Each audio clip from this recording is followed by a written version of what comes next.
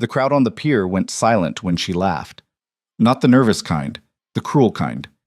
Adrian Wolfe, 32 years old, billionaire, single father, was on one knee with a ring that cost more than most people's houses, and Vanessa Hale was laughing at him like he'd just told the world's worst joke. "Marriage?" she said loud enough for everyone to hear. "That's a cage, Adrian. Family life? A boring trap." The fireworks exploded overhead, red and gold against the black sky, but all Adrian heard was the sound of his pride shattering on the wooden planks beneath him. If you want to see how a man rebuilt his life from public humiliation to real love, stay until the end. Hit that like button and drop a comment with your city so I can see how far this story travels. Adrian didn't remember standing up. He didn't remember walking away from Vanessa or the crowd that had gathered to watch what they thought would be a fairy tale proposal. What he remembered was the sound of his own footsteps on the pier, hollow and rhythmic, drowning out the whistles and pops of the fireworks display he'd paid $12,000 to choreograph. Behind him, Vanessa called his name, once, maybe twice. He didn't turn around. The parking lot smelled like fried dough and sunscreen. Families streamed past him, kids with glow sticks and parents with strollers, all of them looking at him with that particular mixture of pity and curiosity reserved for public disasters. His phone buzzed in his pocket, then again, then 5 more times in rapid succession. He pulled it out long enough to see the notifications, texts from his assistant, his brother, 2 business partners, and someone named Jessica, whose last name he couldn't remember but whose number he apparently had. Everyone had seen it. Of course they had. Vanessa had made sure of that. He got in his car, a Mercedes he'd bought 3 months ago and already couldn't remember why, and sat in the driver's seat without starting the engine. Through the windshield, he could still see the edge of the pier, the silhouettes of people watching the finale. Somewhere in that crowd, Vanessa was probably already on to her next thrill, her next audience, her next performance. That's what their relationship had been, he realized.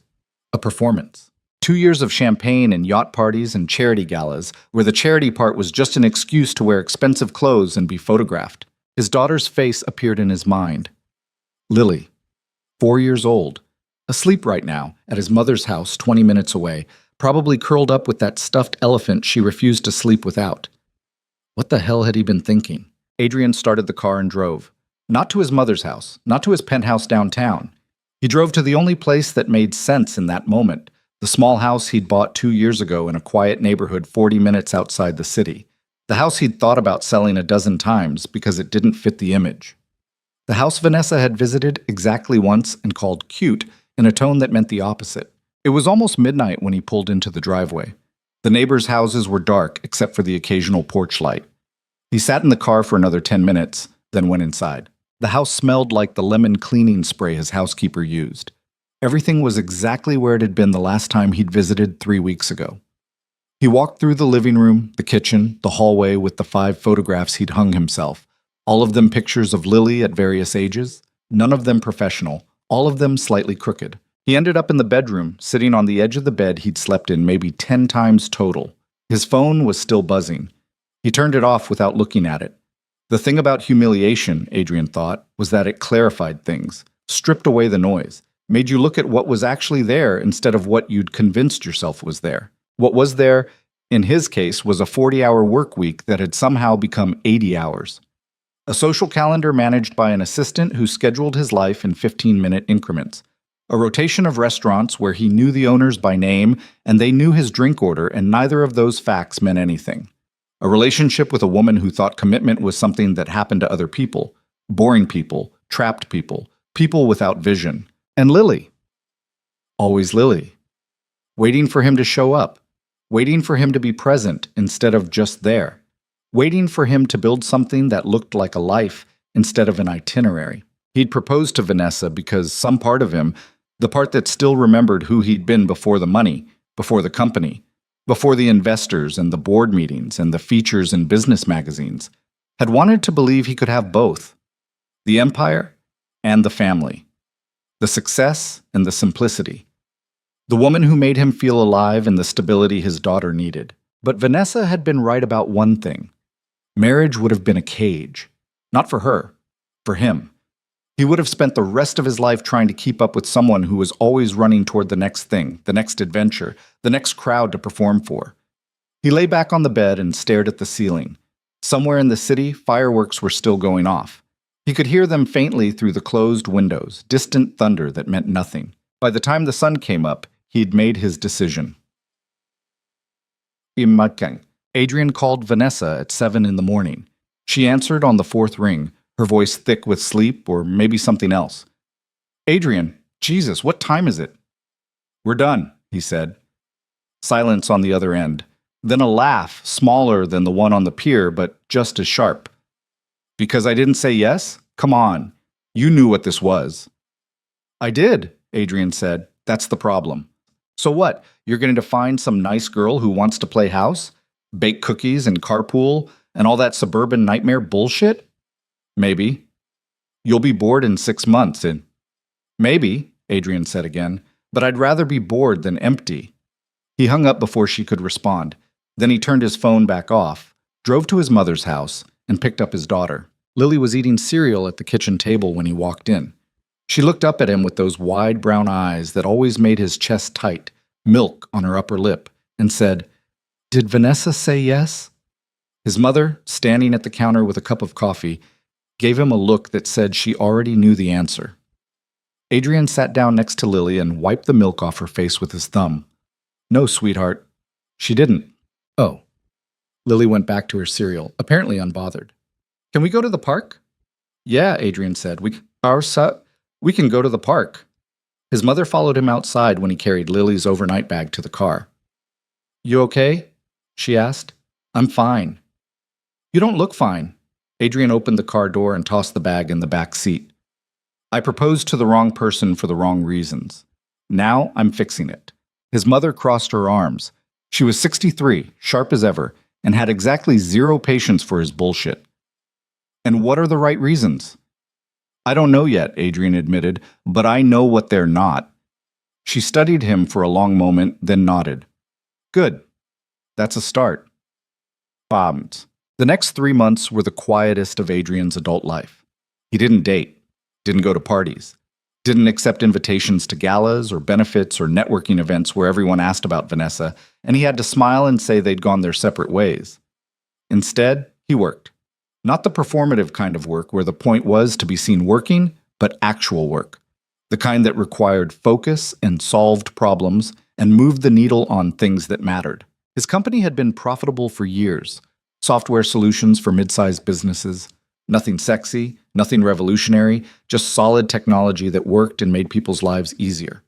But the foundation he'd started 2 years ago, the one that was supposed to be a tax write-off and a good PR move, had been sitting in neutral because he'd been too busy with everything else to give it real attention. The mission was simple: bring education resources to underserved communities. Mobile learning labs, essentially retrofitted buses equipped with computers, books, internet access, and tutors, that could park in neighborhoods where the schools were underfunded and the kids were falling through the cracks. It had been his brother's idea originally. Marcus, 3 years younger, a high school teacher who made $48,000 a year and somehow seemed happier than anyone Adrian knew. You've got the money, Marcus had said over beers one night. Do something with it that isn't another tax shelter. So Adrian had written the checks, hired a small staff, and let them handle it while he focused on the parts of his life that felt more urgent at the time. Which, looking back, had mostly been Vanessa and the exhausting work of keeping her entertained. Now, with his calendar suddenly clear, he actually visited the mobile labs. The first one was parked in a neighborhood called Riverside, 40 minutes south of downtown. The houses were small, the yards were chain-link fenced, and the corner store had bars on the windows. Adrian pulled up in his Mercedes, immediately felt ridiculous, and made a mental note to buy something less conspicuous. The lab was a converted school bus painted blue and white with the Foundation's logo on the side. A book with wings, which Adrian had always thought was a little on the nose, but the design team had insisted. Inside, it was cramped but functional. 6 computer stations, shelves of books, a small area with beanbag chairs, and a woman in her early 30s standing at the front explaining fractions to a group of kids who looked like they'd rather be anywhere else. Adrian stood in the doorway and watched. The woman had dark hair pulled back in a ponytail, jeans with a hole in one knee, and a shirt that said, "Nevertheless, she persisted," in faded letters. She spoke clearly but not condescendingly, like she actually believed the kids could understand what she was teaching, instead of just going through the motions. One of the kids, a boy maybe 10 years old, interrupted her. Miss Clara, this is stupid. When am I ever going to use fractions? The woman, Clara apparently, didn't miss a beat. You want to split a pizza evenly with your friends? That's different. It's literally the same thing. Half a pizza, 1/4 of a pizza. That's fractions, Danny. But nobody talks like that. They do if they're trying to sound smart at parties. She smiled, and a couple of the kids laughed. Look, you're right. Most of the time, you won't walk around talking about numerators and denominators, but learning how to think through problems, how to break big things into smaller pieces, how to see patterns, that's useful everywhere. That's the point. The boy didn't look convinced, but he stopped arguing. Clara moved on to the next concept, and Adrian stayed in the doorway, watching. When the session ended 20 minutes later, the kids filed out, loud and chaotic, and Clara started cleaning up. She didn't notice Adrian until she turned around and nearly walked into him. Jesus, she said, stumbling back. You scared me. Sorry, I'm Adrian Wolf. I run the foundation. She blinked. Oh, right, the guy who signs the checks. She wiped her hands on her jeans, then extended one. Clara Bennett, I'm one of the tutors. Her handshake was firm, her palm slightly rough. Up close, Adrian could see the tiredness around her eyes, the kind that came from long hours and not enough sleep. How long have you been doing this? He asked. The tutoring? About 8 months. Why? Just curious. You're good at it. Thanks. She picked up a stack of papers from one of the desks and tapped them into order. Is this an inspection? Because if it is, I should probably warn you that the heating system's been acting up, and we've been going through printer paper faster than the budget allows. So if you could increase our supply allocation, that'd be great. Adrian almost laughed. Noted, but no, this isn't an inspection. I just wanted to see the program in action. Well, Clara gestured around the cramped bus. This is it. Not glamorous, but it works. It does. She looked at him like she was trying to figure out whether he was being sincere or just saying what he thought he should say. Apparently, she decided on sincerity because her expression softened slightly. You want the full tour? She asked. It'll take about 3 minutes. This is a bus, not a mansion. Adrian smiled. Sure.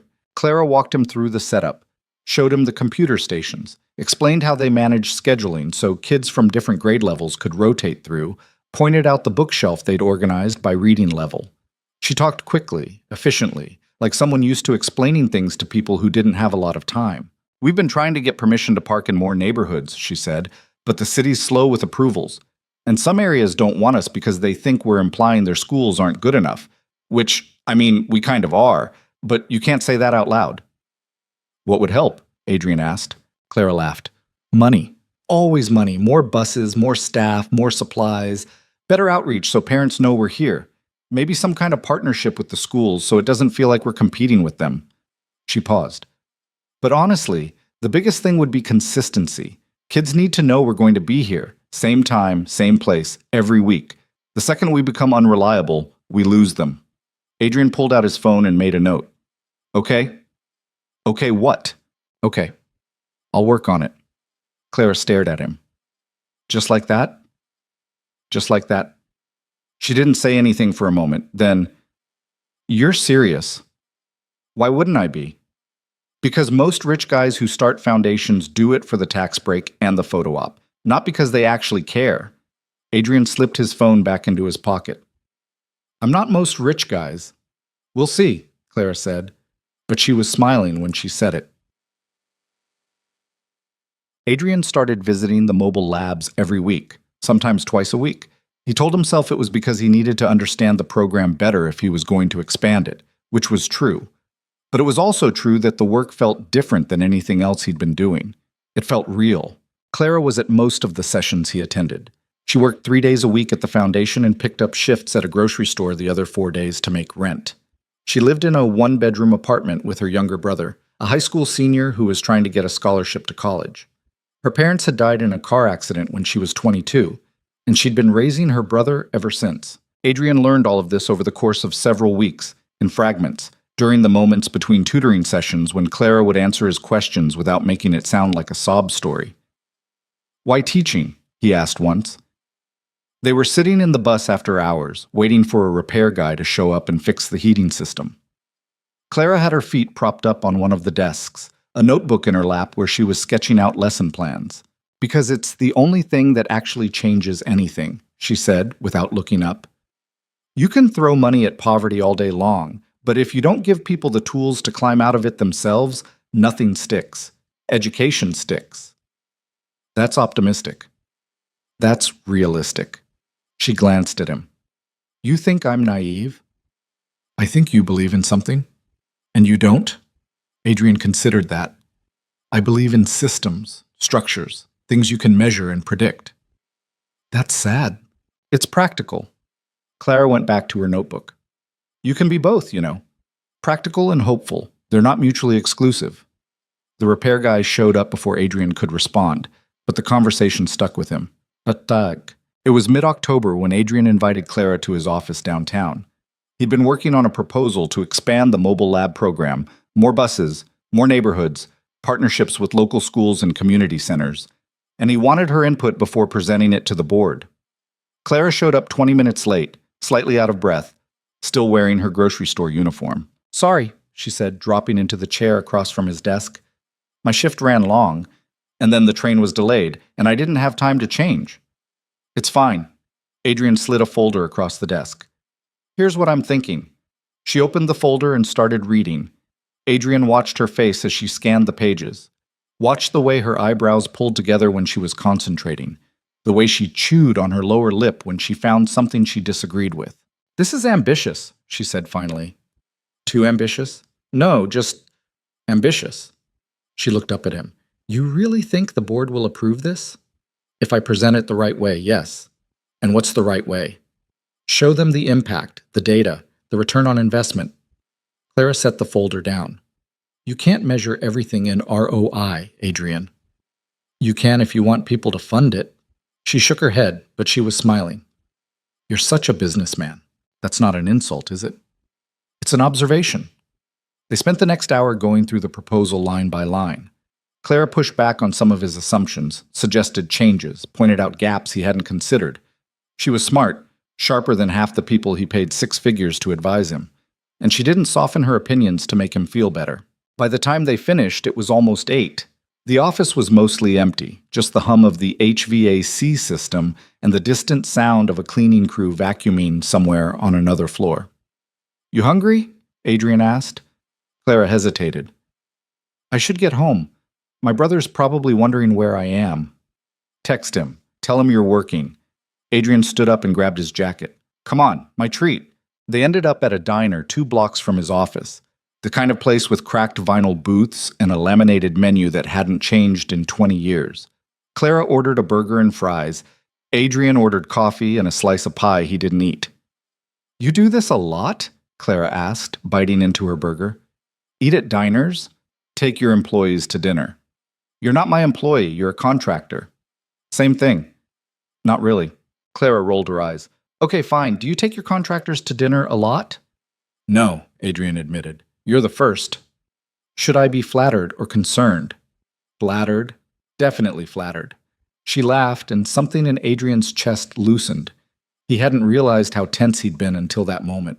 They talked for another hour, about the foundation, about her brother, about the neighborhood where she grew up and the neighborhood where she lived now. She asked him questions too, careful ones at first, then bolder. Why did he start the company? What made him want to do the foundation? Did he actually care about the work, or was it just something to fill the time? I care, Adrian said. About what? All of it, the work, the impact, making something that lasts. Clara studied him over the rim of her water glass. What about the other stuff? What other stuff?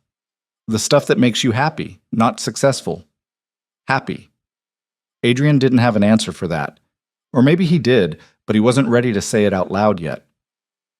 When they left the diner, it was raining. Not hard, just a steady drizzle that made the streetlights look like smudges of gold against the pavement. Adrian offered Clara a ride home, but she said she preferred the train. Why? He asked.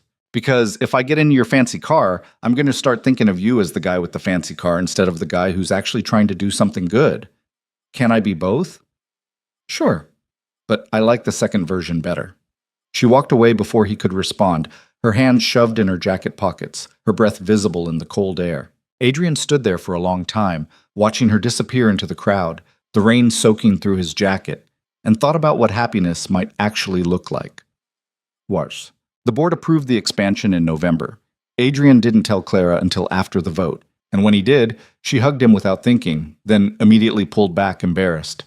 "Sorry," she said. "That was unprofessional. It's fine.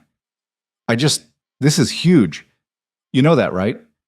This is going to change things for a lot of kids." "I know." She was still standing close enough that he could smell the faint scent of her shampoo, something floral, something simple. He wanted to hug her back. He wanted to do more than hug her, but he didn't because he was tired of rushing into things he hadn't thought through. Instead, he said, "We should celebrate." "Yeah?" "Yeah. Dinner. Somewhere nicer than a diner." Clara raised an eyebrow. "Is this a date?" Adrian hesitated. "Do you want it to be?" "I don't know. Do you?" "Yes." She smiled, slow and genuine. "Okay then. It's a date." They went to a small Italian place the following weekend. Clara wore a dress Adrian had never seen before, dark green, simple, nothing expensive, but it fit her perfectly. They sat in a corner booth and talked for 3 hours, and Adrian realized somewhere around the second hour that he hadn't thought about Vanessa once in weeks. When he drove Clara home that night, he walked her to her door even though she said he didn't have to. "Thanks," she said, unlocking the apartment. "For dinner. For everything." "You're welcome." She kissed him on the cheek, quick and light, then slipped inside before he could say anything else. Adrian stood in the hallway for a moment, then walked back to his car, feeling like a teenager and not minding it at all. By December, they were seeing each other regularly. Not officially, not in the way that required announcements or labels, but in the way that mattered. Coffee before work, dinner after. Late-night phone calls when Clara couldn't sleep because she was worried about her brother's college applications, or the foundation's budget, or the heating system in the bus breaking down again. Adrian introduced her to Lily 2 weeks before Christmas. He'd been nervous about it, more nervous than he'd been about anything in years, but Clara had been gentle and natural with his daughter, asking her about school and her favorite books, and whether she liked dinosaurs or unicorns better. "Both," Lily had said solemnly. "But dinosaurs are cooler." "I agree," Clara had said. "Unicorns are overrated." Lily had beamed, and Adrian had felt something settle in his chest that he hadn't known was unsettled. On Christmas Eve, Clara came to his house, the small one, not the penthouse, with her brother in tow. The four of them ate takeout Chinese food and watched a movie Lily picked, and when Lily fell asleep on the couch halfway through, Clara carried her upstairs without being asked. Adrian found her later in Lily's room, adjusting the blankets, the nightlight casting soft shadows across the walls. "You're good with her," he said quietly. Clara smiled. "She's easy to be good with." Still. They stood there for a moment, watching Lily sleep, and Adrian thought about all the ways his life had changed in the past 6 months. How quiet it was now. How full. Downstairs, Clara's brother was scrolling through his phone, half asleep on the couch. Adrian and Clara sat in the kitchen, drinking tea, talking about nothing important, and Adrian realized he didn't want the night to end. "Can I ask you something?" Clara said eventually. "Anything. Do you ever think about what would have happened if she'd said yes?" Adrian didn't have to ask who she meant. "Sometimes. And I'm glad she didn't." Clara looked at him, her expression unreadable. "Why?" "Because I would have spent the rest of my life trying to be someone I'm not, and I wouldn't have met you." She didn't say anything for a long moment. Then she reached across the table and took his hand, her fingers warm against his. "I'm glad too," she said. They sat like that until her brother wandered into the kitchen, rubbing his eyes and asking if it was time to go home yet. Adrian drove them back to their apartment, and when Clara kissed him goodnight, really kissed him, not just a peck on the cheek, it felt like the beginning of something he'd been looking for without knowing it. New Year's came and went. The foundation expanded to 3 more neighborhoods. Clara quit her job at the grocery store to work full-time with the program. Her brother got accepted to college with a partial scholarship. Adrian's company hit record profits, and he barely noticed because he was too busy helping Clara plan curriculum and negotiate with school districts and fix broken equipment. They fought sometimes about money, about priorities, about the fact that Adrian wanted to throw resources at problems, and Clara wanted to build solutions from the ground up. But they figured it out because neither of them was interested in walking away. In March, Clara met Adrian's mother.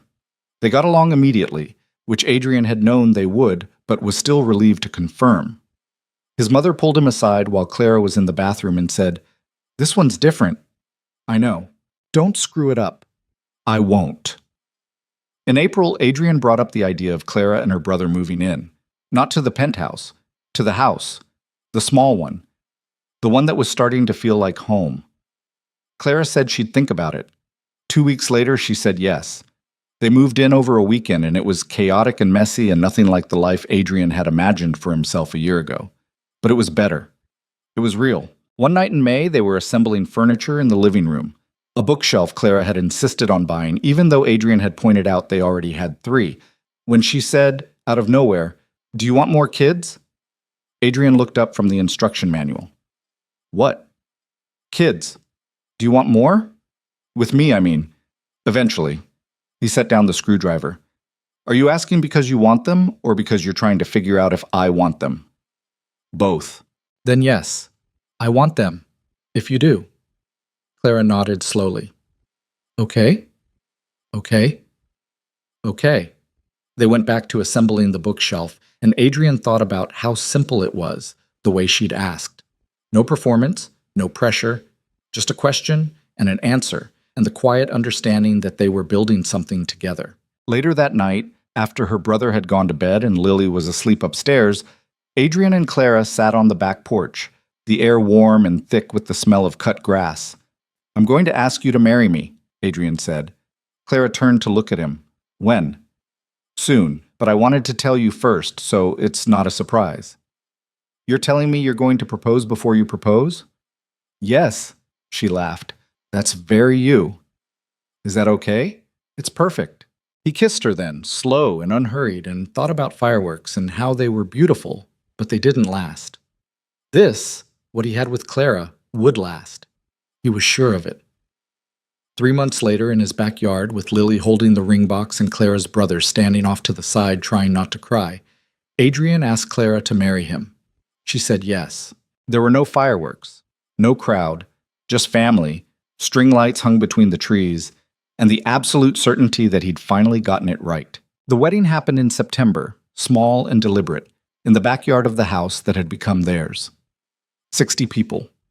A tent, in case it rained. Clara's brother walked her down the aisle between 2 rows of mismatched chairs they'd borrowed from the community center.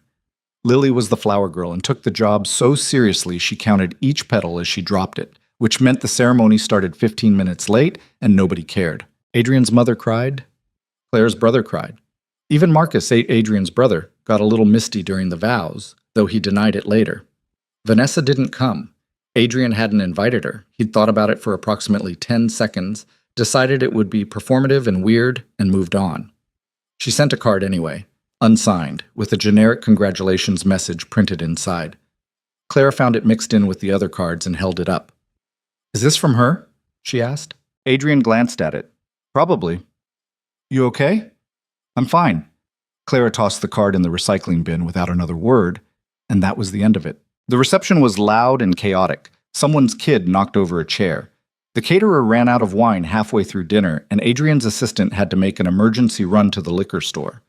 The DJ played 3 songs in a row that nobody had requested, and when Adrian asked him to switch to something else, the guy looked offended and said he was reading the room. "The room wants something we can actually dance to," Clara said, leaning over Adrian's shoulder.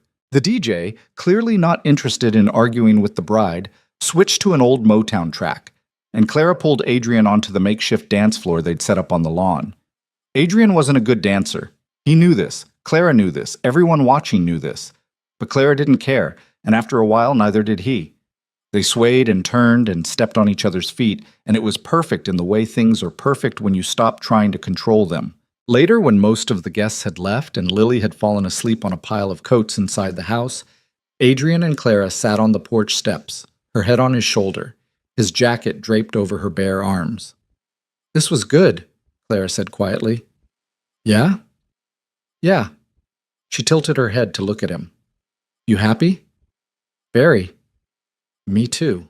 They sat there until Clara's brother came outside and told them people were waiting to say goodbye. Adrian helped Clara to her feet, and they walked back into the noise and the warmth, hand in hand. And Adrian thought about how far he'd come from that night on the pier, how different his life looked now, how much better it felt. The honeymoon was a weekend trip to a cabin 2 hours north. They'd talked about going somewhere farther, Europe, maybe, or the Caribbean, but Clara's brother had classes and Lily had school, and neither of them wanted to be gone long. So they drove up the coast, stayed in a cabin with no Wi-Fi and spotty cell service, and spent 3 days doing nothing. It was the best weekend Adrian had in years. When they got back, real life reasserted itself quickly. Clara's brother was stressed about his classes. Lily came down with a cold that turned into an ear infection. The Foundation's newest mobile lab broke down in a neighborhood 40 minutes away and had to be towed. Adrian's company was in the middle of a product launch that was supposed to be straightforward, but turned into a bureaucratic nightmare involving lawyers and contractors, and a vendor who kept missing deadlines. By mid-October, Adrian was working 60-hour weeks again. He tried not to. He'd promised himself he wouldn't fall back into old patterns. But there were meetings he couldn't skip and problems he couldn't delegate, and a voice in the back of his head that said if he didn't handle it personally, it wouldn't get done right. Claire noticed. Of course she noticed. You're doing it again, she said one night. Adrian looked up from his laptop. They were in the living room. Clara was grading papers on the couch. Lily was asleep upstairs. Clara's brother was at the library studying for midterms.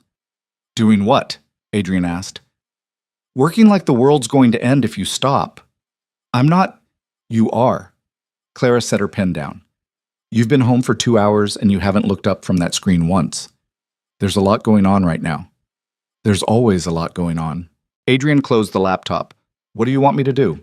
Ignore it? I want you to set boundaries. That's what I want. I have boundaries. Clara gave him a look that said she didn't believe him. When's the last time you left work at a reasonable hour? Adrian didn't answer because he couldn't remember. That's what I thought, Clara said. She picked up her pen and went back to grading, and the conversation was over, but the tension lingered. They didn't fight about it. Clara wasn't the type to push when someone wasn't ready to hear it, but Adrian could feel the weight of it, the unspoken frustration, and it sat in his chest like a stone. 2 weeks later, the foundation held its first annual fundraiser. It was Clara's idea, a way to raise money and awareness, get donors involved, show the community what the program was actually doing. Adrian had been skeptical at first. Fundraisers felt performative, the kind of thing Vanessa would have loved and he would have tolerated. But Clara had insisted, so he'd signed off on it. The event was held at a hotel downtown. 200 people showed up. There were speeches and a silent auction and a video montage of kids from the program talking about what the mobile labs meant to them. Clara gave a speech that was funny and heartfelt, and made half the room cry. Adrian gave a speech that was shorter and more focused on data, but people clapped anyway. By the end of the night, they'd raised almost $300,000. Adrian found Clara near the bar afterward, talking to a donor who wanted to fund a new lab in his neighborhood. She looked tired but happy, her hair falling out of the pins she'd used to hold it up, her heels abandoned somewhere under a table. You did good, Adrian said when the donor finally left. Clara smiled. We did good. You did most of it. Team effort. She leaned into him and Adrian wrapped an arm around her waist, and for a moment everything felt manageable again. But manageable didn't last. In November, Clara's brother got sick. Not seriously at first, just a bad cold that wouldn't go away. He pushed through it for 2 weeks, going to classes, working his part-time job, insisting he was fine. Then he collapsed in the middle of a lecture hall and ended up in the emergency room. Pneumonia. The doctor said he'd been ignoring symptoms for too long, that his body had finally given out, that he needed to rest and take the antibiotics they prescribed and stop acting like he was invincible. Clara took a week off work to stay with him. Adrian offered to help, but she said she had it handled. He believed her until he came home one night and found her sitting at the kitchen table, staring at a stack of medical bills. How bad is it? Adrian asked. Clara didn't look up. Bad. Let me take care of it. No. Clara say, I said no. She finally looked at him, her expression hard. This isn't your problem. You're my wife. That makes it my problem. He's my brother. And I have the money to fix this, so let me. Clara shook her head. I'm not a charity case, Adrian. I never said you were. But that's how it feels. She stood up, the chair scraping against the floor. You swoop in and throw money at everything, and it's supposed to make it better, but it doesn't. It just makes me feel like I can't handle my own life. Adrian stared at her. That's not what I'm doing. Isn't it? No, I'm trying to help. I don't need help. She stopped, her jaw tight. I don't know. I need to figure this out on my own. Why? What does that prove? That I'm not with you because of your money. The words landed like a punch. Adrian took a step back, his hands falling to his sides. You think that's why you're here? He asked quietly. Claire's expression softened, but she didn't take it back. I don't know.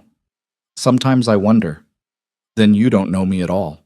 He walked out before she could respond. Not out of the house, just out of the kitchen, into the den where he closed the door and sat on the couch and tried to figure out how they'd gotten here.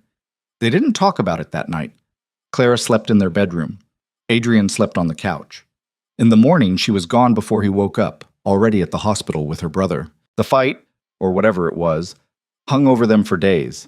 They were polite to each other, functional, the way you are with a coworker you don't particularly like but have to get along with. Lily noticed and asked if they were mad at each other. Adrian said no. Clara said they were just tired. Neither answer was entirely true. It was Marcus who finally called Adrian out on it. They were having lunch at a sandwich shop near Adrian's office. Marcus had driven into the city for a meeting with his principal and suggested they meet up. Adrian had agreed, grateful for the distraction. You look like hell, Marcus said, biting into his sandwich.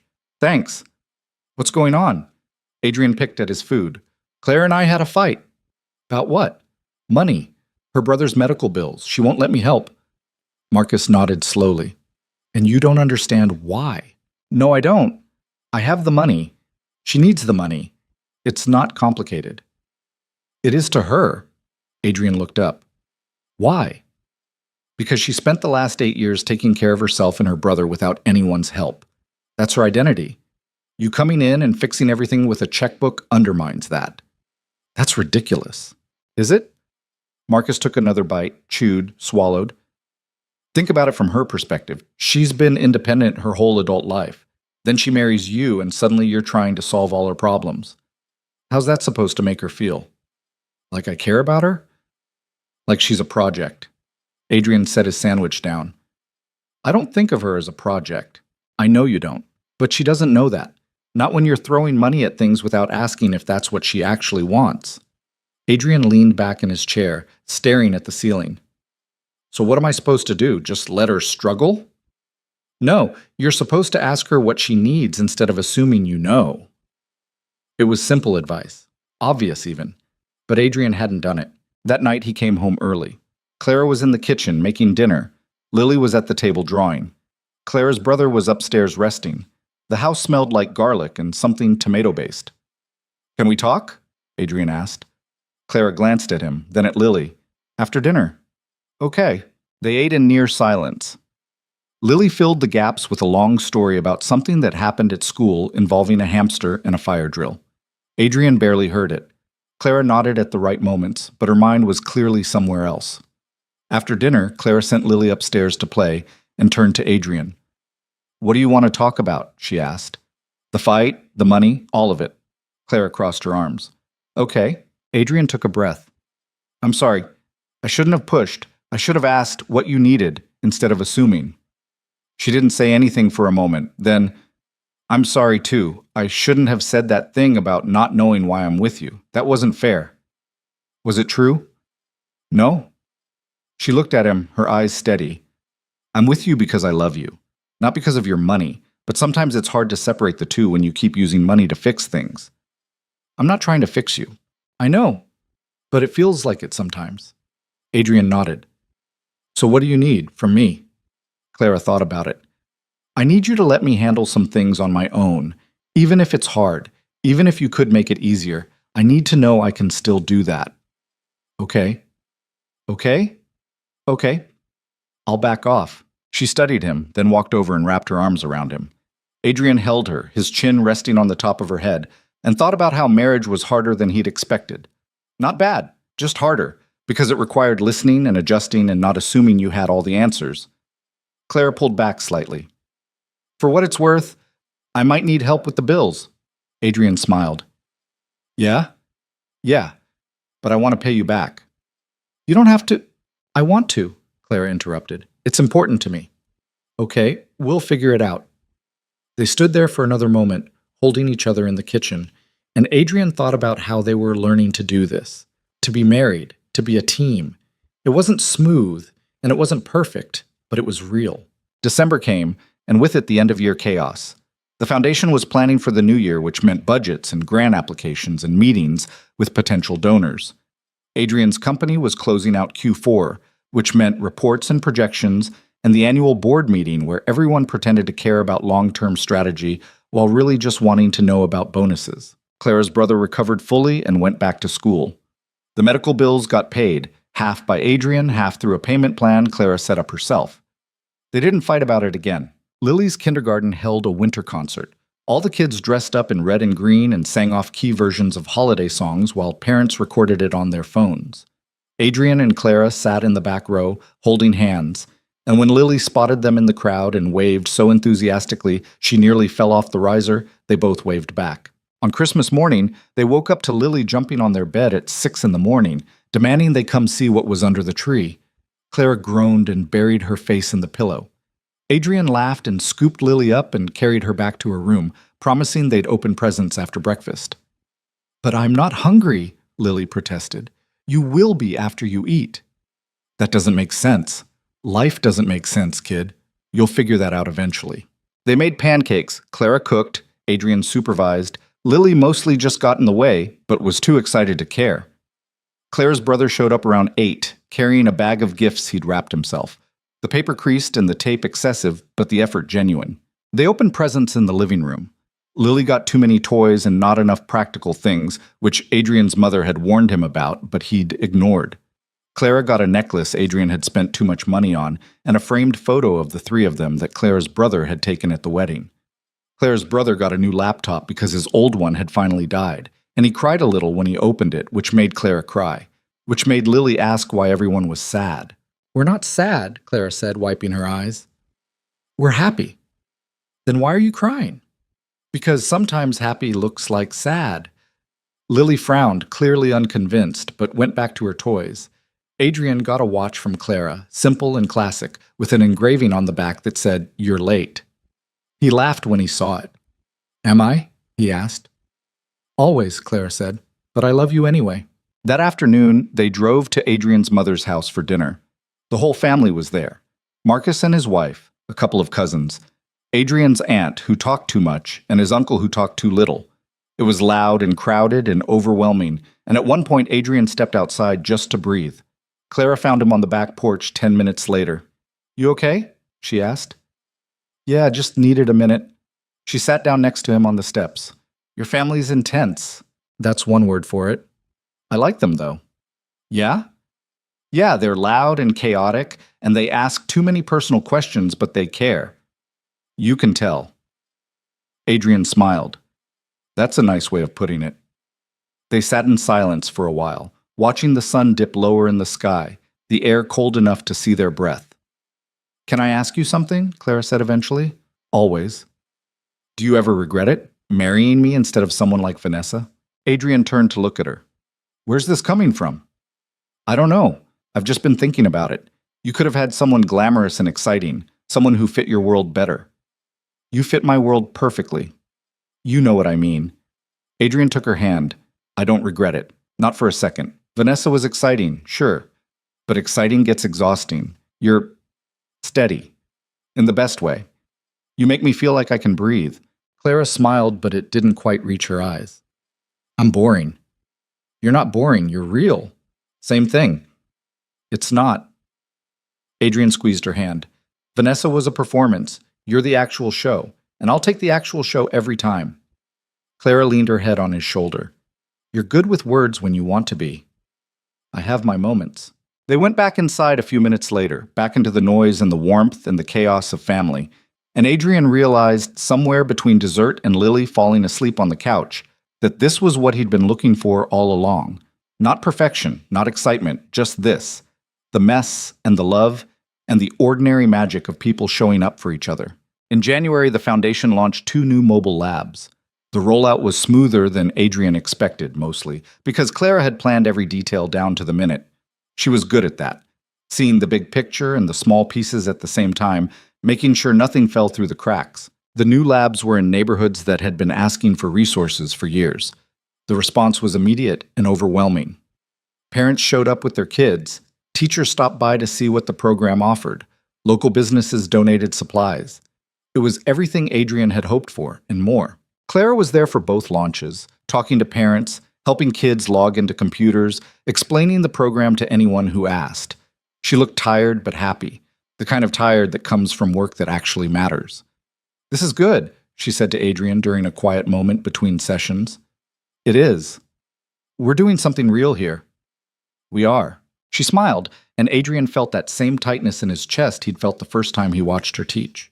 The sense that he was part of something bigger than himself. Something that would last. By February, they'd settled into a rhythm. Not perfect, but functional. Adrian still worked too much sometimes. Clara still pushed herself too hard. They still fought occasionally, about schedules, about priorities, about whose turn it was to deal with Lily's tantrums or her brother's stress about school. But they figured it out. They apologized when they needed to. They gave each other space when the other needed it. They showed up, even when it was hard. One night in late February, they were lying in bed, the house quiet except for the hum of the heater. "I think we're doing okay," Clara said. "Yeah?" "Yeah, I mean, it's not perfect, but it's good." Adrian turned to look at her. "You sound surprised." "I am, a little. I keep waiting for the other shoe to drop." "What other shoe?" "I don't know. The part where you realize this isn't what you wanted. The part where it gets boring and you start looking for something more exciting." Adrian propped himself up on one elbow. "That's not going to happen." "You don't know that." "I do." He kissed her forehead. "You're it for me, Clara. I'm not going anywhere." She looked at him for a long moment, then nodded. "Okay. Okay? Okay, I believe you." They fell asleep like that, tangled together, and Adrian thought about how trust was something you built over time. Not with grand gestures, but with small moments, with showing up, with staying. In March, Vanessa's name appeared in the news. Adrian saw it on his phone during a meeting and almost ignored it, but curiosity got the better of him. The article was about a gallery opening in the city. Vanessa was quoted talking about the artist and the work and how important it was to support emerging talent. There was a photo of her in a black dress, smiling at the camera, looking exactly like she always had. Polished, confident, untouchable. Adrian stared at the photo for a moment, then closed the article and put his phone away. That night, he told Clara about it. "How do you feel?" she asked. Adrian thought about it. "Nothing, really. It's like looking at a stranger." "That's good." "Is it?" "Yeah, it means you've moved on." Adrian nodded.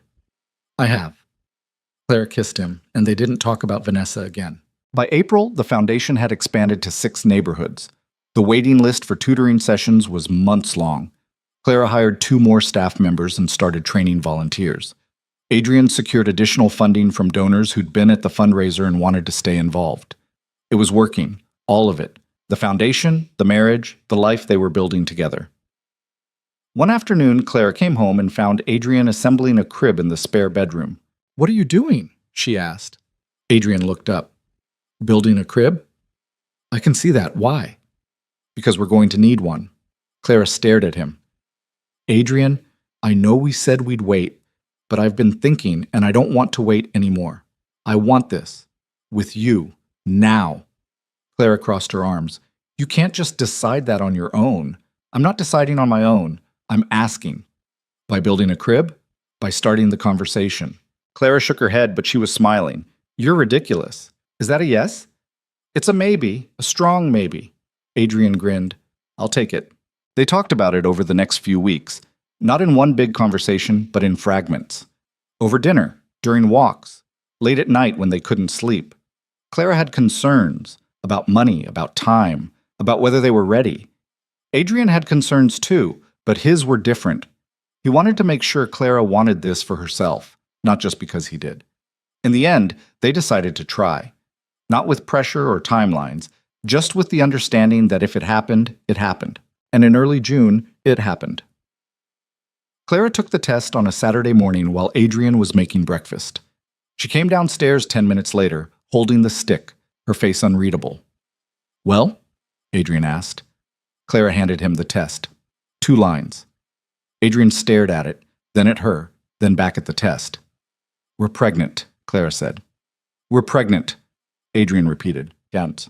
They stood there in the kitchen, the eggs burning on the stove, the test still in Adrian's hand, and then Clara started crying and Adrian started laughing, and they held each other while the smoke alarm went off and Lily yelled from upstairs, asking what was burning. It was chaotic and imperfect and exactly right. The first trimester was brutal. Clara spent most mornings hunched over the toilet, while Adrian held her hair back and tried not to look as worried as he felt. She couldn't keep down coffee, couldn't stand the smell of chicken, and cried during a commercial about a dog finding its way home. "This is hormones," she said, wiping her eyes.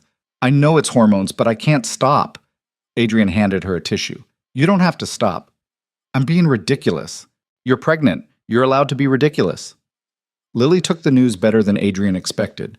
She'd asked for a baby brother or sister approximately 600 times over the past year, so when they finally told her, she screamed loud enough that the neighbors probably heard. "When?" she demanded. "January," Clara said. "Maybe February. That's forever. It's 7 months." Lily frowned, clearly doing math in her head that didn't add up. "Can I name it?" "We'll talk about it," Adrian said, which was code for absolutely not, but he wasn't ready to have that fight yet. Clara's brother was happy for them, but also visibly terrified, which made sense given that he was 20 years old, and the idea of a baby probably sounded like a nightmare. He gave Clara an awkward hug and told Adrian congratulations, and then excused himself to go study, which Adrian suspected was code for panic in private. By July, Clara was showing. Not a lot, just enough that her jeans didn't fit right, and she started wearing Adrian's shirts around the house. She hated it at first, the physical proof that her body wasn't entirely hers anymore, but eventually she made peace with it in the way you make peace with things you can't control. The foundation kept growing. They added another mobile lab in August, this one funded entirely by a donor who'd seen the program featured in a local news segment. Clara wanted to be at the launch, but Adrian convinced her to stay home after she nearly passed out from heat exhaustion during a planning meeting. "I'm fine," she'd insisted. "You're not fine. You're pregnant and exhausted and it's 95 degrees outside." "I can handle it." "I know you can, but you don't have to." She'd glared at him, but she'd stayed home.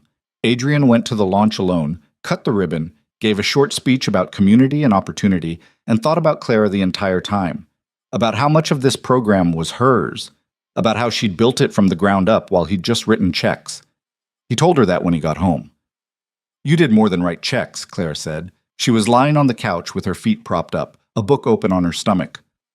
"Not really. You believed in it. That matters. You made it real." Clara smiled. "Team effort, remember?" Adrian sat down next to her and put his hand on her stomach. "How's the baby?" "Kicking a lot." "Can I feel?" "Give it a minute."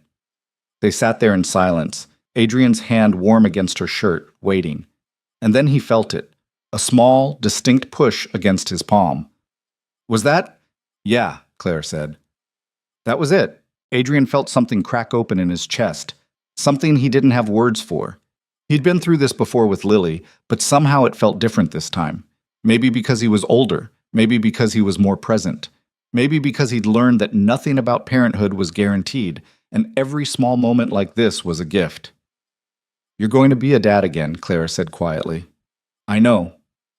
"Scared?" "Terrified." She laughed. "Me too." They stayed like that for a long time.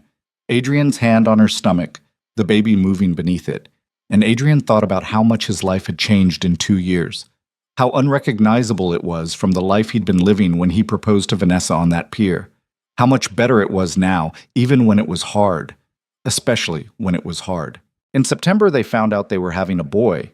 Lily immediately started lobbying to name him something ridiculous like Dragonfire or Captain. Clara vetoed both. They settled on James after Clara's father, with the understanding that Lily could pick the middle name as long as it wasn't completely insane. She picked Alexander, which was surprisingly normal, and when Adrian asked why, she said it sounded like a king's name. Fair enough, Adrian said. By October, Clara was too pregnant to do much of anything. She still went to the foundation 3 days a week, but she mostly sat at a desk and directed other people instead of doing the physical work herself. She hated it. Adrian could tell she hated it. But she didn't complain, which somehow made it worse. You don't have to keep going in, Adrian said one night. They were in bed, Clara propped up on about 17 pillows because lying flat made her feel like she couldn't breathe. I want to, she said. I know, but you don't have to. If I stop now, I'll go crazy sitting at home. So find something else to do. Read, sleep, grow a human. You're already busy. Clara turned to look at him. Are you trying to bench me? I'm trying to keep you from burning out. I'm fine. You fell asleep at your desk yesterday. That was one time. Clara, she sighed. Okay, fine. I'll cut back, but I'm not stopping completely. I'm not asking you to stop completely. Good. Because I wouldn't listen anyway. Adrian smiled. I know. Halloween came and went. Lily dressed up as a vampire and collected enough candy to last until Christmas. Clara handed out candy to trick-or-treaters while sitting in a lawn chair on the porch because standing for more than 10 minutes made her back hurt. Adrian stayed inside with her, occasionally getting up to refill the bowl, and thought about how next year there'd be a baby. How different everything would look. In early November, Clara's brother came home for Thanksgiving break. He looked older somehow, more settled, like college was agreeing with him.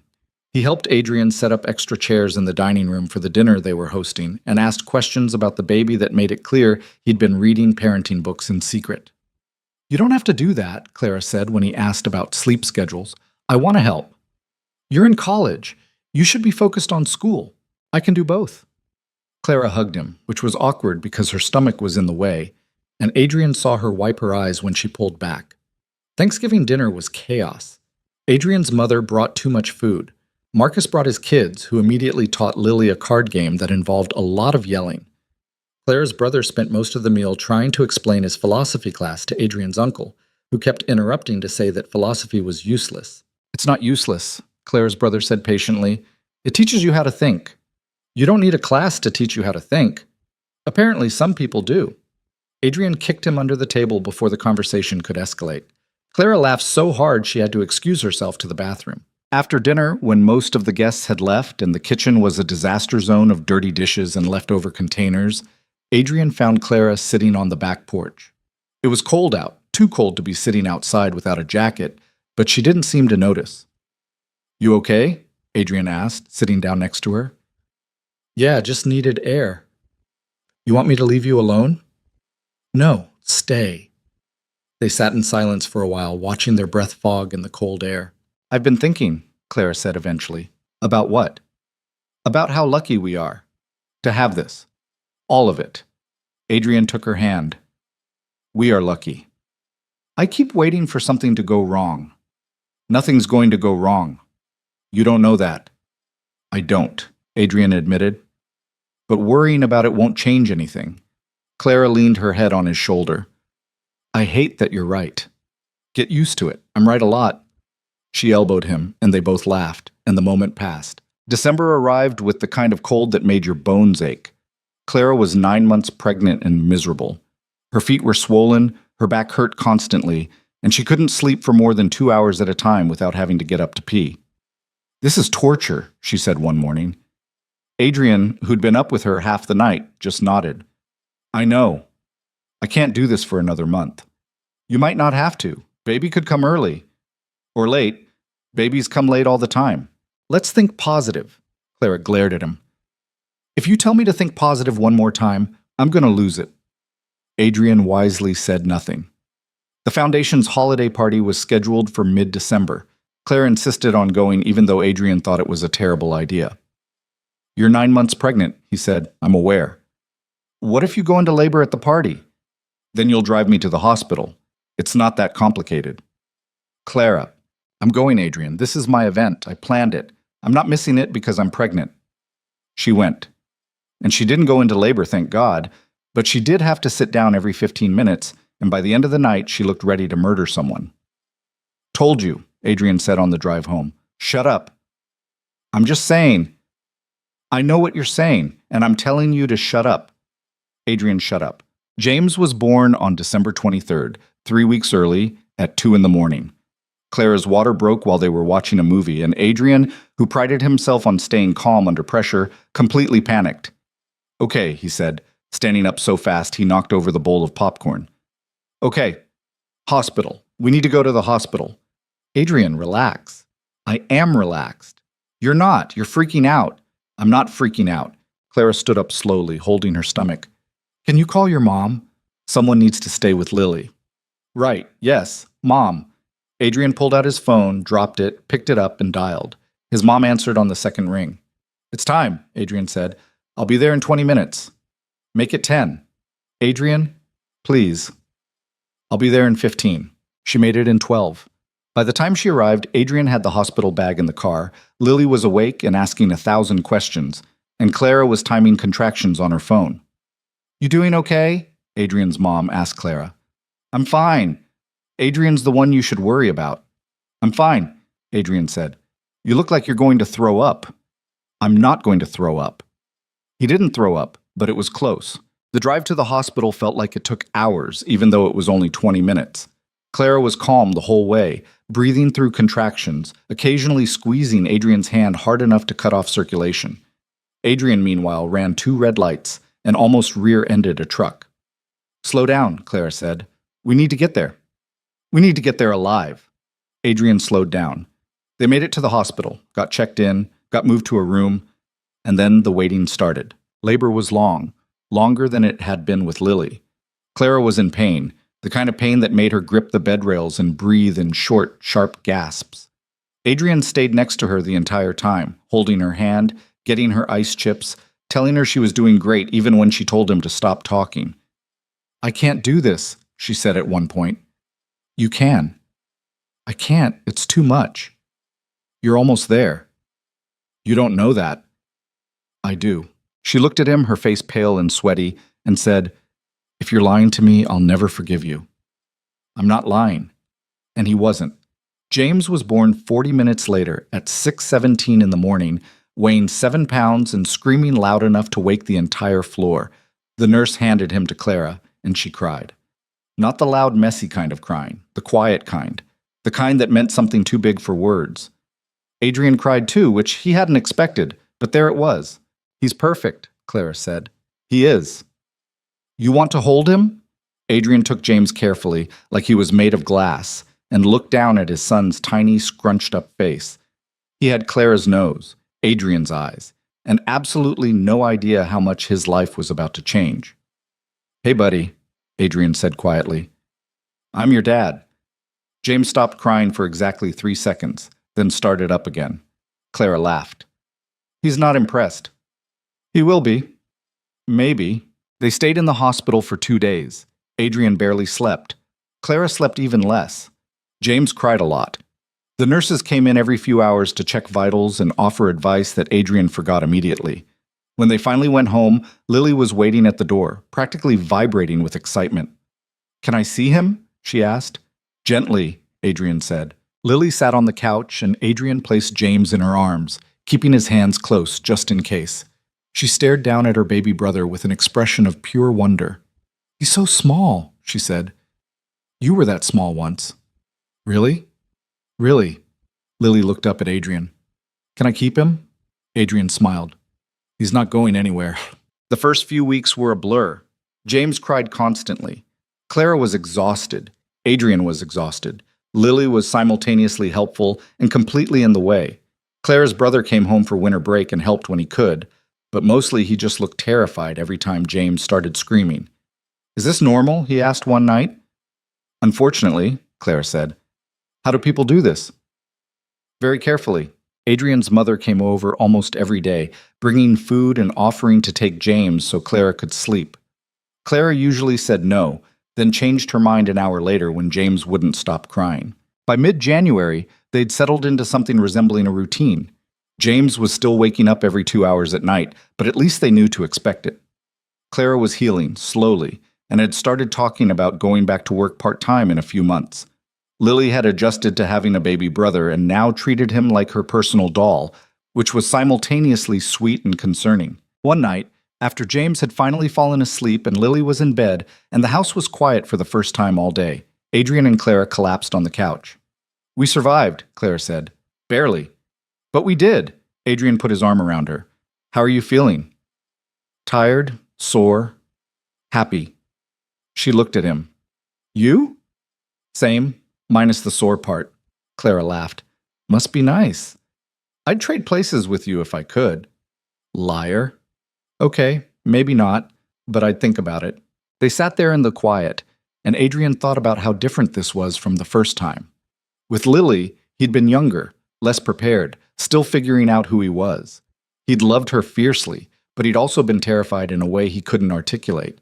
This time was different. He was still terrified, but it was a different kind of fear. Not the fear of failing, the fear of not being enough, of missing moments, of looking back and realizing he'd been too busy to notice his own life happening. "I want to be present for this," Adrian said. Clara turned to look at him. "You are present. I mean really present, not just physically here, but actually paying attention." "Okay. I'm serious." "I know you are." Clara took his hand. "And I'll hold you to it." "Good." They stayed on the couch until James started crying again, then took turns getting up with him, and Adrian thought about how this was what love actually looked like. Not grand gestures or perfect moments, just showing up, over and over, even when you were tired, even when it was hard. By February, the foundation had started planning a major expansion. They'd secured enough funding to add 5 more mobile labs and hire a full-time coordinator to manage operations.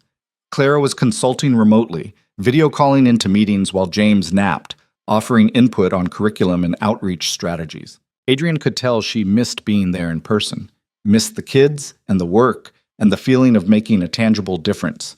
But she never said it out loud, and Adrian didn't push. One afternoon in late February, a reporter from a national magazine reached out. They wanted to do a feature on the foundation, on the work they were doing in underserved communities. Adrian agreed to the interview, then asked if Clara wanted to be included. "It's your program," he said. "It's our program. You built it." Clara considered. "Okay, yeah, let's do it." The interview happened in March. The reporter came to the house, met James, talked to Lily, and spent 2 hours asking questions about the foundation's mission and impact. Clara did most of the talking. Adrian added context here and there, but mostly he just watched her, the way she lit up when she talked about the kids and the tutors and the communities they were serving. The magazine wanted photos. They sent a photographer who took 100 shots of Adrian and Clara and Lily and James, both at the house and at one of the mobile labs. In one photo, Adrian was holding James while Clara helped a kid with a math problem. In another, Lily was sitting at a computer with a huge grin on her face. When the issue came out in May, the photo they used for the cover was the one of all 4 of them standing in front of the mobile lab. Clara was holding James. Adrian had his arm around Lily. They all looked tired but happy, and the headline read, "Building Futures, How One Family is Changing Education." Adrian bought 3 copies. Clara laughed at him. "Why do you need 3?" she asked. "One for us, one for my mom, one to frame." "You're not framing a magazine cover." "Watch me." He framed it, hung it in his office. And every time he looked at it, he felt something swell in his chest that he couldn't quite name. The article brought attention, a lot of it. Donors reached out. Other cities asked about replicating the program. A couple of foundations wanted to partner. Adrian's phone rang constantly for 2 weeks straight, but the attention also brought something else, something Adrian hadn't expected. 3 days after the magazine hit stands, Vanessa called. Adrian was at his office when his phone buzzed. He glanced at the screen, saw her name, and felt his stomach drop. He stared at it for a long moment, then answered. "Hello?" "Adrian, hi." Vanessa's voice was exactly the same, smooth, confident, like no time had passed at all. "I saw the article. Congratulations." "Thanks." "You look good. Happy." Adrian didn't know what to say to that, so he said nothing. "I was wondering," Vanessa continued, "if you'd want to grab coffee sometime, catch up." "I don't think that's a good idea." "Why not? We're both adults. We can be civil." "I'm sure we can, but I don't see the point." There was a pause on the other end, then, "I just want to talk. That's all. Adrian sighed. About what? About, I don't know, everything. I've been thinking a lot lately, and seeing that article made me realize I never really apologized for the way things ended, for what I said on the pier. It's fine, Vanessa. That was years ago. I know, but still, I'd like to say it in person. Adrian thought about it, thought about telling her no, that he'd moved on, that there was nothing left to say. But some part of him, maybe curiosity, maybe closure, said yes before he could stop himself. Okay, coffee. That's it. That's it, Vanessa agreed. Thank you. They made plans to meet the following week. Adrian hung up and stared at his phone, already regretting the decision. That night, he told Clara. She wants to meet for coffee, he said. They were in the kitchen. Clara was cleaning bottles. James was asleep in the bouncer on the counter. Lily was upstairs doing homework. Clara didn't look up. And you said yes? I did. Why? I don't know. She said she wanted to apologize. Do you need her apology? Adrian thought about it. No, but maybe she needs to give it. Clara finally looked at him. Are you sure that's all this is? What do you mean? I mean, are you sure she's not trying to get back into your life? I'm married, Clara. I have kids. She knows that. Knowing and accepting are two different things. Adrian walked over and took the bottle from her hands. Do you not trust me? I trust you. I don't trust her. It's just coffee. Clara studied him for a long moment, then nodded. Okay, just coffee. But Adrian could see the worry in her eyes, and it stayed with him all week. Adrian met Vanessa at a coffee shop downtown on a Tuesday afternoon. He arrived early, ordered a black coffee he didn't want, and sat at a table near the window where he could see the street. The place was half empty, filled with the kind of people who worked remotely and needed somewhere to sit that wasn't their apartment. Vanessa walked in 10 minutes late, which didn't surprise him. She'd always been late. She spotted him immediately and smiled, that same confident smile he remembered, and walked over like she owned the place. Adrian, she said, leaning down to kiss his cheek before he could stop her. You look good. Thanks. You too. She did look good. She always looked good. Hair perfectly styled, clothes that probably cost more than most people's rent, makeup subtle but deliberate. She sat down across from him and ordered an almond milk latte from the barista, who appeared instantly, like Vanessa had summoned her.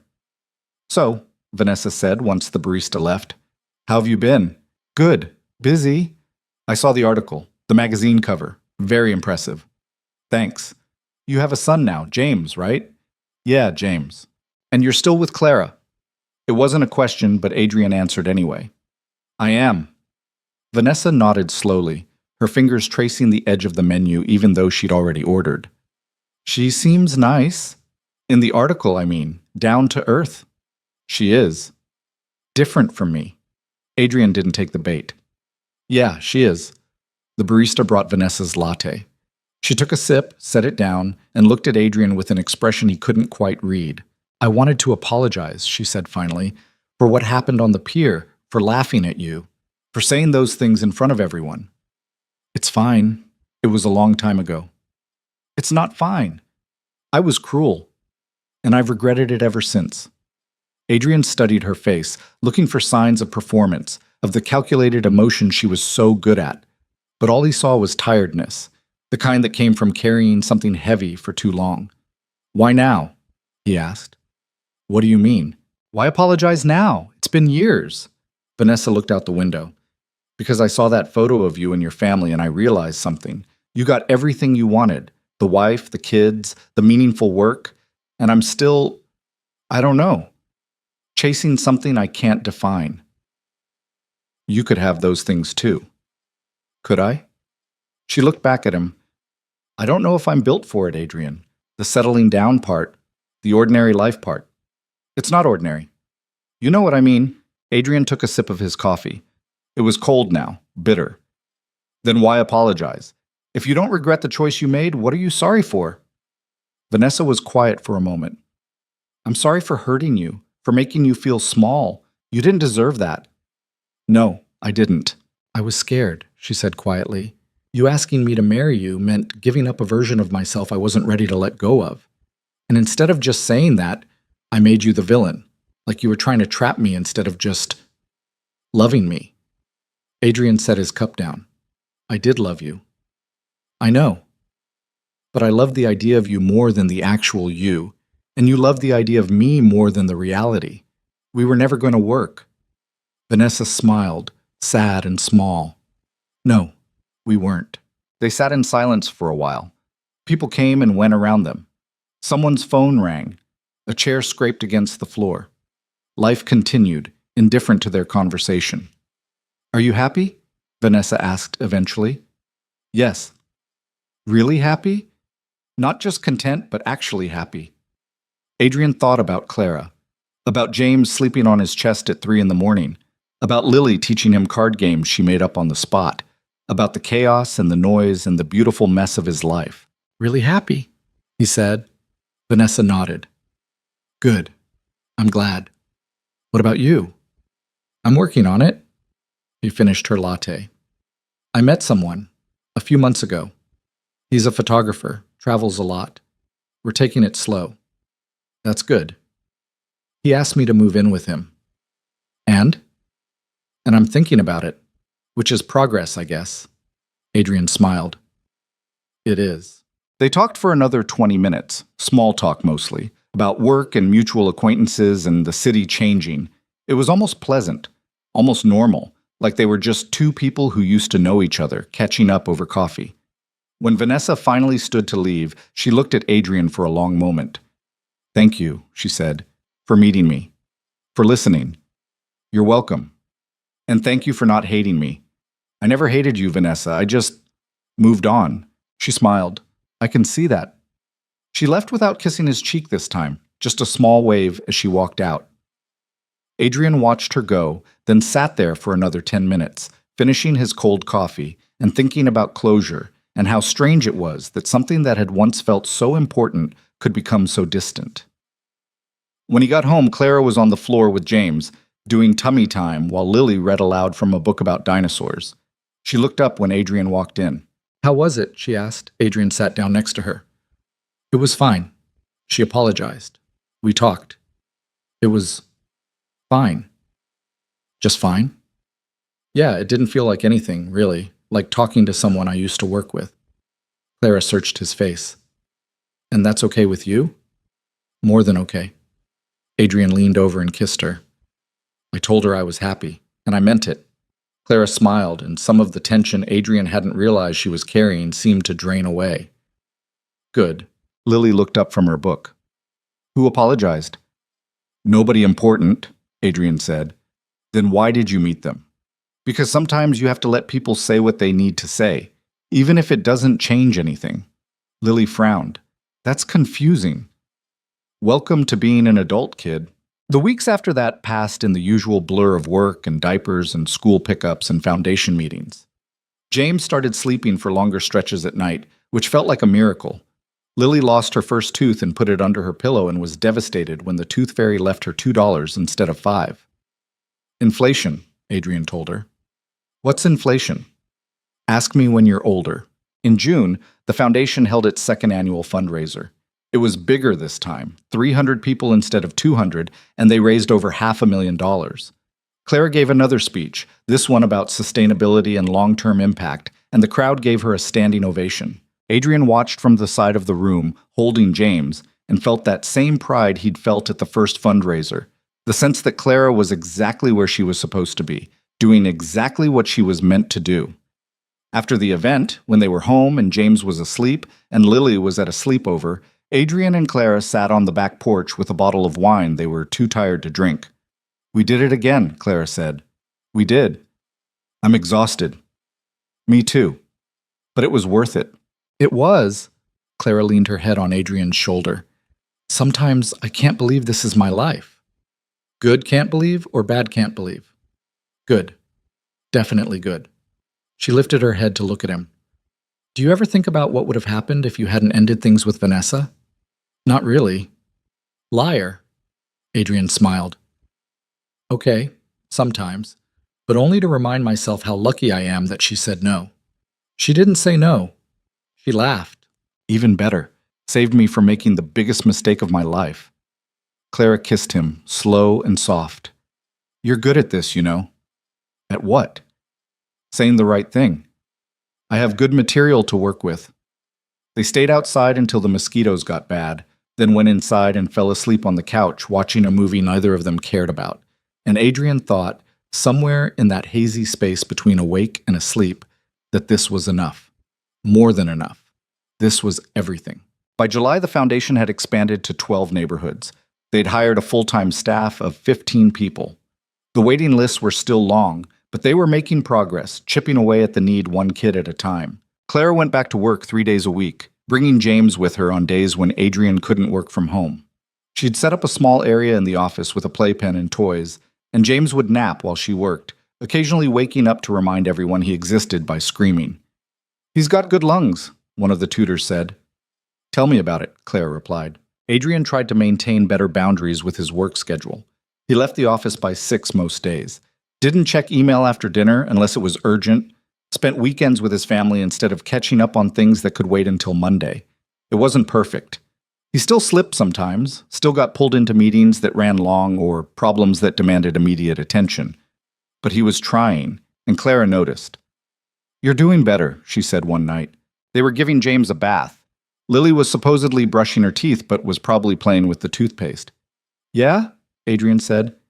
"Yeah. You're here more. Not just physically. Actually here, like, I'm trying." "I know, and it shows." Adrian lifted James out of the bath and wrapped him in a towel. "I don't want to miss this." "You're not missing it." "I don't want to look back and realize I did." Clara put her hand on his arm. "You won't, I promise." In August, Adrian's company hit a major milestone, 10 years in business, revenue that exceeded projections. A product launch that actually went smoothly for once. His board wanted to celebrate with a big event, something showy and expensive that would get press coverage. Adrian said no. "Why not?" his CFO asked during a meeting. "Because we don't need it," Adrian said. "Send the money we would have spent on a party to the foundation instead." "That's not how this works. It's how I want it to work." The CFO looked at the rest of the board, clearly hoping for backup. Nobody said anything. "Fine," the CFO said finally, "but you're explaining it to the investors." Adrian did, and most of them didn't care. A few even thought it was a good PR move, which made Adrian want to roll his eyes, but he took the win. Instead of a party, Adrian took his team out for dinner at a nice restaurant. Low-key, casual. Everyone went home by 10, and Adrian felt better about it than he would have about some overproduced event with speeches and awards and people networking instead of actually talking. September brought Lily's first day of second grade. She was nervous, which surprised Adrian because Lily was never nervous. But she stood at the bus stop holding his hand tighter than usual, her backpack almost as big as she was. "What if the other kids don't like me?" she asked. "They'll like you." "How do you know?" "Because you're funny and smart and kind. And if they don't like you, that's their loss." Lily looked up at him. "Do you have to say that because you're my dad?" "No, I say it because it's true." The bus pulled up. Lily hugged him quickly, then ran to get in line. She turned back once before climbing the steps, waved, and Adrian waved back. Clara was waiting at home with James when Adrian got back. "How'd it go?" she asked. "She was nervous. She'll be fine." "I know, but I hate that she was nervous." "That's part of growing up, learning to be uncomfortable and doing it anyway." Adrian sat down next to her. "When did you get so wise?" "I've always been wise. You just weren't paying attention." James started fussing, and Clara picked him up, bouncing him gently. Adrian watched them, his wife and his son, and thought about how much had changed in 3 years, how unrecognizable his life was from what it had been. In October, the magazine that had featured the foundation reached out again. They wanted to do a follow-up piece, something about the growth of the program and its impact on the communities it served. Adrian agreed with the condition that they focus on the people doing the actual work instead of him. The reporter came back, interviewed Clara and several of the tutors, talked to parents and kids, and spent a day riding along in one of the mobile labs. The article came out in December, and it was better than the first one. More depth, more stories, more proof that the work mattered. Adrian bought 5 copies this time. Clara still laughed at him. "You're becoming a hoarder," she said. "I'm documenting our legacy." "That's a fancy way of saying hoarder." Christmas was quiet that year.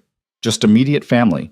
Adrian's mother, Marcus, and his wife and kids, Clara's brother who was home from college. They ate too much food and exchanged gifts and watched James try to eat wrapping paper while Lily opened presents for him and narrated what he was supposedly thinking. He loves this truck, Lily said, holding up a toy James hadn't even looked at. How do you know? Adrian asked. I can tell. We have a special connection. Right. On Christmas night, after everyone had left and the kids were asleep, Adrian and Clara sat in the living room surrounded by the wreckage of torn paper and discarded bows. We should clean this up, Clara said. We should. Neither of them moved. I'm tired, Clara said. Me too. But it was good. It was. Clara turned to look at Adrian. I have something to tell you. Adrian's stomach dropped. What? Don't panic. It's good. At least I think it's good. Clara, you're killing me here. She smiled. I'm pregnant. Adrian stared at her. What? Pregnant. Again. I took a test this morning. How? I know how, but are you serious? Very serious. Adrian didn't know what to say. They hadn't been trying. James was barely 6 months old. The foundation was expanding. Clara had just gone back to work. The timing was terrible, but Clara was smiling, and Adrian realized the timing didn't matter. Nothing about his life had followed a plan, and it had all worked out anyway. How do you feel? He asked. Terrified, excited, nauseous. In that order? All at once. Adrian pulled her close. Okay, we can do this. You sure? No, but we'll figure it out. Clara laughed. That's becoming our motto. It's a good motto. They sat there in the mess, holding each other, and Adrian thought about how life kept happening whether you were ready for it or not. The trick was learning to roll with it instead of fighting it. New Year's came and went. Clara's morning sickness was worse this time, which she said was a good sign even though it didn't feel like one. James started crawling, which meant the house had to be baby-proofed all over again. Lily announced she wanted to be a scientist when she grew up, then changed her mind 3 days later and decided on astronaut. By February, Clara was showing again. They told Lily, who was thrilled. They told Clara's brother, who looked like he might faint. They told Adrian's mother, who cried and said she was running out of room for all these grandchildren. You'll make room, Adrian said. I will, but you're buying me a bigger house. Deal. In March, Adrian got a call from a reporter at a different magazine. They wanted to interview him about building a successful business while maintaining work-life balance. Adrian almost laughed. I don't have work-life balance, he told the reporter. Then what do you have? Adrian thought about it. I have priorities, and I try to stick to them most of the time. That's not a great quote. It's an honest one. The interview happened anyway. The article came out in April. It was fine. Adrian didn't buy any copies. By May, the foundation had grown to the point where it needed a new organizational structure. Clara and Adrian spent weeks working with the board to figure out the best way forward. They hired a new executive director, someone with more nonprofit experience than either of them had, and shifted their roles to advisory. This feels weird, Clara said after the first board meeting where they weren't running the show. Good weird or bad weird? I don't know yet. But within a few weeks, it felt right. The new director was good, maybe better than they'd been. The program kept growing, and Clara and Adrian got to focus on the big picture instead of getting lost in the day-to-day details. In June, they found out they were having a girl. Lily was ecstatic. She immediately started planning everything: names, room decorations, which toys the baby would need. We're naming her Rose, Lily announced at dinner. We haven't decided on a name yet, Clara said. Yes, we have. Rose. Why Rose? Because it's pretty, and flowers are nice. Adrian looked at Clara. Clara shrugged. We'll think about it, Adrian said. What's there to think about? Rose is perfect. They didn't name her Rose. They named her Emma, after Clara's grandmother. Lily protested for approximately 1 day, then decided Emma was acceptable as long as her middle name was Rose. Fine, Clara said. Emma Rose. See, Lily said. I told you Rose was perfect. Emma was born in September, 2 weeks late, during a thunderstorm that knocked out power to half the city. Clara went into labor at home, and by the time they got to the hospital, she was already dilated to 7 centimeters. We're not going to make it, she said in the car. We'll make it. Adrian, I can feel the baby. We're not going to make it. They made it. Barely. Emma was born 30 minutes after they arrived, in a delivery room lit by backup generators, with rain hammering against the windows and thunder shaking the building. She came out quiet, which scared Adrian until the nurse said some babies were just like that. And then Emma opened her eyes and looked right at him, and Adrian felt his heart crack open all over again. "Hi, sweetheart," he said. "Welcome to the chaos." Clara laughed, exhausted and crying. That's one way to put it. They brought Emma home 2 days later. Lily was beside herself with excitement. James, now almost a year old, was mostly confused about why there was a new person who cried louder than he did. "This is your sister," Adrian told him. James poked Emma's foot. Emma didn't react. James looked at Adrian like he'd been lied to. The first few months were harder than they'd been with James. Not because Emma was difficult, she was actually an easy baby, but because there were now 3 kids and only 2 parents, and the math didn't work. Adrian and Clara were constantly outnumbered. "We're in over our heads," Clara said one night. It was 3 in the morning. Emma was crying. James was crying because Emma was crying. Lily was somehow still asleep. "We've been in over our heads since Lily was born," Adrian said. "We're just used to it now." "This doesn't feel like used to it. Give it time." Clara glared at him. "If you say think positive, I'm leaving you." Adrian wisely said nothing, but they adjusted. Slowly. Adrian's mother helped more. Marcus helped more. Clara's brother, now graduated from college and working his first real job, came over on weekends to give them a break. And eventually, the chaos became the new normal. By the time Emma was 3 months old, Adrian looked around at his life. The 3 kids, the wife he loved more every day, the foundation that was changing lives, the company that was thriving, and realized he didn't recognize any of it. Not in a bad way. In the best way possible. This wasn't the life he'd imagined for himself when he was building his company and dating Vanessa and chasing some vague idea of success. This was better, messier and louder, and infinitely more complicated. But better. One night in December, while Clara fed Emma and Lily helped James build a tower out of blocks that he immediately knocked down, Adrian sat back and just watched. "What are you doing?" Clara asked. "Nothing, just looking." "At what?" "At this." "At all of it." Clara smiled. And I'm really happy." "Good. Me too." Lily's tower fell again. James laughed. Emma stopped eating to look around. And Adrian thought about fireworks and how temporary they were. How bright and beautiful and gone. This, his family, his life, his messy, imperfect, beautiful life, wasn't temporary. It was real. It was lasting. And it was enough. The years that followed didn't get easier exactly. They just got more familiar. The kind of hard you learn to navigate instead of fight against. Emma turned 1, then 2. James became a toddler with opinions about everything and the vocabulary to express exactly none of them, which led to a lot of pointing and frustrated crying. Lily started 3rd grade, then 4th, growing taller and smarter and more sure of herself in ways that made Adrian proud and terrified in equal measure. The foundation kept expanding. By the time Emma was 3, they were operating in 18 neighborhoods across the city and had started licensing the model to other cities.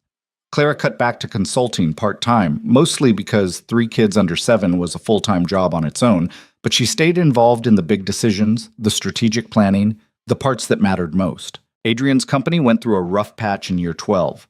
A competitor launched a product that undercut their prices. 2 key employees left to start their own firm. The board started making noise about pivoting, about innovation, about all the buzzwords that really meant they were nervous. Adrian wasn't nervous. He was tired. Tired of the constant pressure to grow bigger, move faster, chase metrics that didn't actually mean anything. So he made a decision that probably should have been harder than it was. He stepped down as CEO. Not immediately. He spent 6 months finding the right replacement, someone who actually wanted the job and had the energy for it. Then he transitioned to chairman of the board, a role that let him stay involved without drowning in the day-to-day chaos. Clara asked him if he was sure. They were in the kitchen. Emma was finger painting at the table with more paint on her face than the paper. James was building something with blocks that looked structurally unsound. Lily was at school. "I'm sure," Adrian said. "You built that company from nothing." "I know. And now it's something. Someone else can take it from here." "You're not going to miss it?" Adrian thought about that. "I'll miss parts of it, but I won't miss the parts I've been missing here." Clara looked at him for a long moment, then nodded. "Okay. You're not going to try to talk me out of it? Why would I? You clearly already decided. You could still try. She smiled. I'm not going to talk you out of doing something that makes you happier. The transition happened in the spring. There was a press release and a couple of interviews and a small party the board insisted on throwing. Adrian shook hands and smiled and said all the right things about new chapters and exciting opportunities.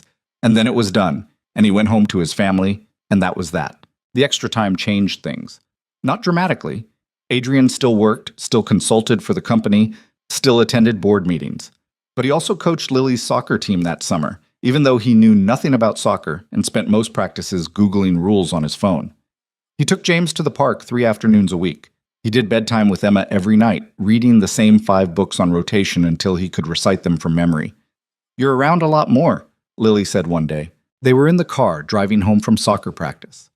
Lily was in the back seat, still in her cleats, covered in grass stains. Is that good or bad? Adrian asked. Good. I like it. Yeah? Yeah. Before you were always busy. Now you're just sometimes busy. Adrian looked at her in the rearview mirror. I'm sorry I was always busy before. Lily shrugged. It's okay. You're here now. It was a simple statement, no judgment, just fact. But it hit Adrian harder than it should have. Because she was right. He was here now. And that mattered more than all the years he'd been somewhere else. In the fall, the foundation hit a major milestone. 5 years of operation. Over 2,000 kids served. Measurable improvements in reading scores, graduation rates, college enrollment. The kind of impact that looked good in reports and actually meant something in real life. They celebrated with another fundraiser, bigger than the previous ones. 500 people. Speeches from kids who'd gone through the program and were now in college or starting careers. A video montage that made half the room cry, including Adrian, though he tried to hide it. Clara gave the keynote speech. She talked about community and resilience and the difference between charity and empowerment. She talked about the tutors and volunteers who showed up week after week. She talked about the families who trusted them with their kids. And she talked about what it meant to build something that lasted. We didn't do this alone, Clara said, looking out at the crowd. We did it together. And that's the only way it works. Not one person with a checkbook, not one family with good intentions, a community, all of us, showing up, staying committed, believing that education isn't a privilege, it's a right. The applause was thunderous. Adrian watched from the side of the stage, holding Emma while James fidgeted next to him, and Lily stood perfectly still, watching her stepmother like she was memorizing every word. After the event, when they were packing up and heading home, Lily asked Clara a question. Do you ever get nervous when you talk in front of people? Clara smiled. Every single time. You don't look nervous. That's the trick. You feel it anyway and do it anyway. Is that what being brave is? Yeah, I think so. Lily nodded, processing. I want to be like you when I grow up. Clara stopped what she was doing and looked at Lily. For a second, Adrian thought she might cry, but she didn't. She just pulled Lily into a hug and said, You're already like me. You just don't know it yet. That winter was hard for reasons that had nothing to do with the foundation or the company or anything Adrian could control. Clara's brother, who'd been doing well in his job and seemed to have his life together, got into a car accident. Not his fault. Someone ran a red light and T-boned him at an intersection. He survived, but barely. Broken ribs, punctured lung, head trauma that left him in the ICU for 2 weeks. Clara fell apart. Not publicly, not in a way most people would notice, but Adrian saw it. The way she stopped sleeping, the way she forgot to eat, the way she sat next to her brother's hospital bed for hours, holding his hand, willing him to wake up. Adrian took care of the kids, got them to school, made their meals, kept the house running. He called Clara every few hours to check in, brought her coffee and food she didn't touch, sat with her when he could get someone to watch the kids. He's all I have left, Clara said one night. They were in the hospital cafeteria. It was 2 a.m. Her brother had woken up earlier that day, groggy and confused, but awake. He's going to be okay, Adrian said. You don't know that. The doctor said, I know what the doctor said, but things can still go wrong. People still die. Adrian took her hand. He's not going to die. Clara looked at him, her eyes red and exhausted. My parents died, Adrian, in a car accident, just like this. And I wasn't there. I couldn't do anything, and if he dies, he's not going to die. But if he does, Then we'll deal with it, Adrian said quietly. Together. But right now he's alive. He's awake. And you need to sleep. Clara shook her head. I can't. Yes, you can. I'll stay with him. If anything changes, I'll wake you. She wanted to argue. Adrian could see it. But she was too tired to fight, so she let him walk her to the small room the hospital had given them.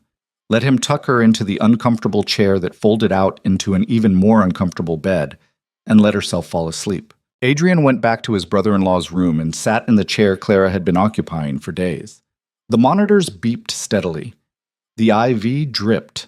Outside the window, the city was dark except for streetlights and the occasional car passing by. Adrian didn't pray. He'd never been good at that. But he sat there and thought about fragility and luck and how quickly everything could change. How you could build a whole life, solid and real, and one person running a red light could shatter it. But it didn't shatter. Claire's brother recovered. Slowly. He spent 3 weeks in the hospital, then another month in rehab learning how to walk without getting dizzy. He moved back in with Adrian and Clara for a while because he couldn't live alone yet, couldn't drive, couldn't do a lot of things he'd taken for granted. It was cramped. The house wasn't built for 6 people. James and Emma had to share a room. Lily gave up her desk so her uncle had somewhere to work. Everyone was constantly in everyone else's way. But they made it work. Because that's what you did. You adjusted. You figured it out. You made room. By spring, Clara's brother was back on his feet. Not completely healed, the doctors said he'd probably have headaches for the rest of his life. Would need to be careful about contact sports and stress and a dozen other things. But alive. Functional. Himself. He moved out in April into a small apartment 10 minutes away. Clara cried when he left, even though she'd been complaining about the lack of space for weeks. I'm fine, she said, wiping her eyes. I'm being ridiculous. You're not ridiculous, Adrian said. You almost lost him. You're allowed to be emotional about him leaving. He's only 10 minutes away. Doesn't matter. It's still different. Clara leaned into him. Thank you. For what? For holding everything together when I couldn't. That's what we do, Adrian said. We take turns falling apart. She laughed, watery and small. Is that marriage? I think so. That summer, the foundation launched a new initiative, college prep courses for high school students who'd gone through the program as kids. It was Clara's idea, a way to close the loop, to make sure the kids who'd gotten help early on had support all the way through. The first cohort was small, 20 students. They met twice a week in one of the mobile labs, working on SAT prep and college essays and financial aid applications. Clara taught some of the sessions herself, even though she had 3 kids at home and a brother who was still recovering. You don't have to do this, Adrian told her. I know, but I want to. Why? Because these kids need to see that someone believes in them, that someone thinks they're worth the effort, and if I can be that person, I will. Adrian looked at her, this woman who'd grown up poor and fought for everything she had and still showed up for other people, and felt something tighten in his chest. You're incredible, he said. Clara smiled. I'm really not. I'm just doing what needs to be done. That's what makes you incredible. By the time Lily started 6th grade, she'd become the kind of kid other kids looked up to. Smart, confident, kind in a way that wasn't performative. She stood up for the weird kids, helped the ones who struggled, made friends with everyone and enemies with no one. Adrian didn't know where she'd learned that. Maybe from Clara. Maybe from watching the foundation's work. Maybe she was just built that way. One day she came home from school upset. What happened? Adrian asked. Lily dropped her backpack on the floor and sat at the kitchen table. There's this girl in my class. Her family just moved here. She doesn't have any friends yet. And some kids were making fun of her at lunch. Did you say something? Yeah, I told them to stop, and then I sat with her. That's good. But now some of the other kids are mad at me. They think I'm being weird. Adrian sat down next to her. Do you care what they think? Lily thought about it. A little. That's normal. But did you think you did the right thing? Yeah. Then that's what matters. Being kind isn't always easy. Sometimes it costs you something, but it's still the right thing to do. Lily nodded slowly. Is that what you and Clara do? With the foundation? Yeah, I guess it is. Then I want to keep doing it too. Adrian pulled her into a hug, and Lily let him, even though she was getting to the age where hugs from parents were supposedly embarrassing. That fall, Adrian got an email that caught him off guard. It was from a journalist working on a long-form piece about second chances and life after public failure. They wanted to interview him about the peer proposal, about Vanessa, about how he'd rebuilt his life after that moment. Adrian almost deleted it, but something made him respond instead. Maybe curiosity, maybe closure, maybe the sense that enough time had passed that it didn't hurt anymore. The interview happened over the phone. The journalist asked good questions, thoughtful ones, about shame and resilience and what it meant to let go of who you thought you were supposed to be. "Do you ever regret it?" the journalist asked. "The way things ended with Vanessa?" "No," Adrian said. "Not even a little." "Why not?" "Because that moment, as terrible as it was, forced me to look at my life honestly. To stop chasing some idea of success that didn't actually make me happy. If she'd said yes, I'd probably be divorced by now. Miserable. Still trying to be someone I'm not." "So it was a gift?" Adrian thought about that. "I wouldn't call it a gift, but it was necessary. Sometimes you need to hit bottom before you figure out what actually matters." The article came out in December. Adrian read it once, thought it was fine, and didn't think about it again. Clara read it 3 times. "This is good," she said. "It's okay." "No, it's really good. You sound wise." Adrian laughed. "I'm not wise." "You're wiser than you were." "That's a low bar." Clara smiled. "True, but still." The week before Christmas, Adrian was at the grocery store with James and Emma when he ran into Vanessa, literally ran into her. They turned the same corner from opposite directions and nearly collided. "Adrian," she said, stepping back. "Hi." "Vanessa." "Hey." She looked different, older, but in a good way. Less polished, more real. She was wearing jeans and a sweater and minimal makeup, and she looked happy. "These yours?" she asked, gesturing to James and Emma. "Yeah, James and Emma. They're beautiful." "Thanks." There was an awkward pause. James tugged on Adrian's sleeve, pointing at the candy display. Emma was trying to climb out of the cart. "I saw the article," Vanessa said. "The one about second chances." "Oh, yeah." "It was good. You sounded good." "Thanks." Another pause. Vanessa shifted her weight, looked like she wanted to say something, then did. "I owe you an apology," she said. "A real one, not the half-assed version I gave you at the coffee shop." "Vanessa, no, let me say this. What I did to you on that pier was cruel. I could have just said no.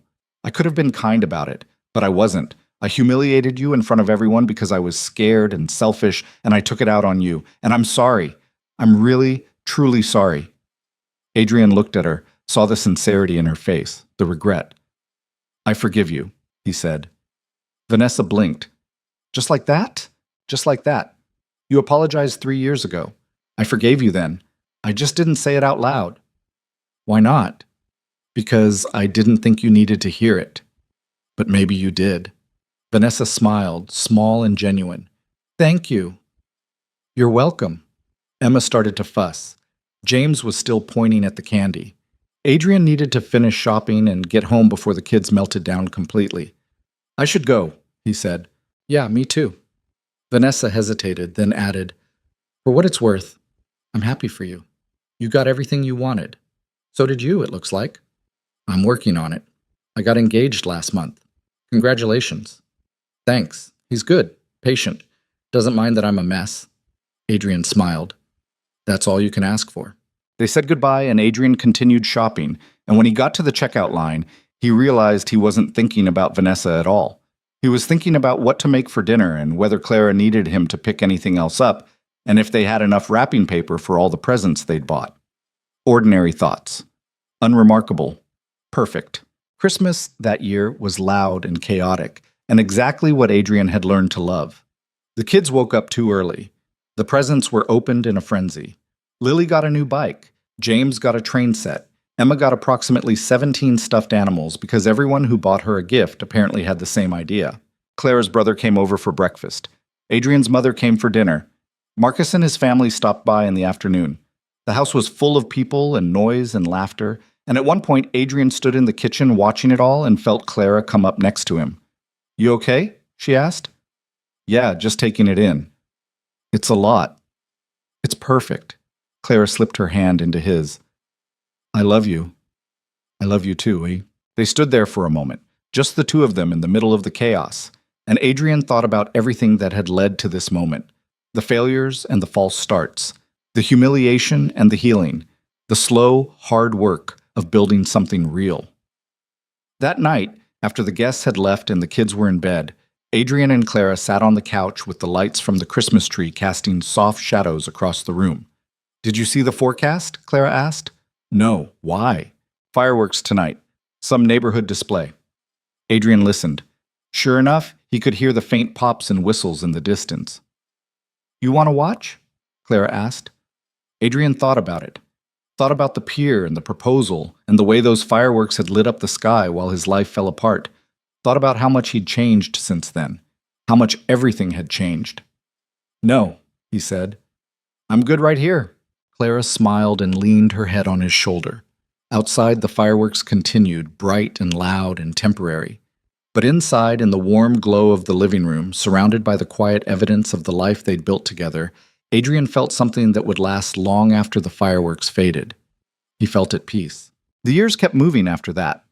Lily went to middle school, then high school. James started kindergarten, then first grade. Emma grew out of toddlerhood and into a kid with opinions and questions and a stubborn streak a mile wide. The foundation kept expanding. By year 10, they were operating in 30 cities across the country.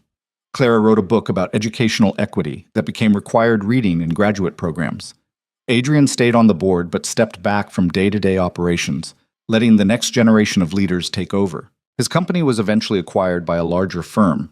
Adrian made more money than he knew what to do with, so he put most of it into the foundation and into college funds for the kids and into a trust for Clara's brother who was thriving in his career but still struggled with medical bills from the accident. Life wasn't perfect. It never was. They still fought sometimes, still struggled with the balance between work and family, still made mistakes and apologized and tried to do better.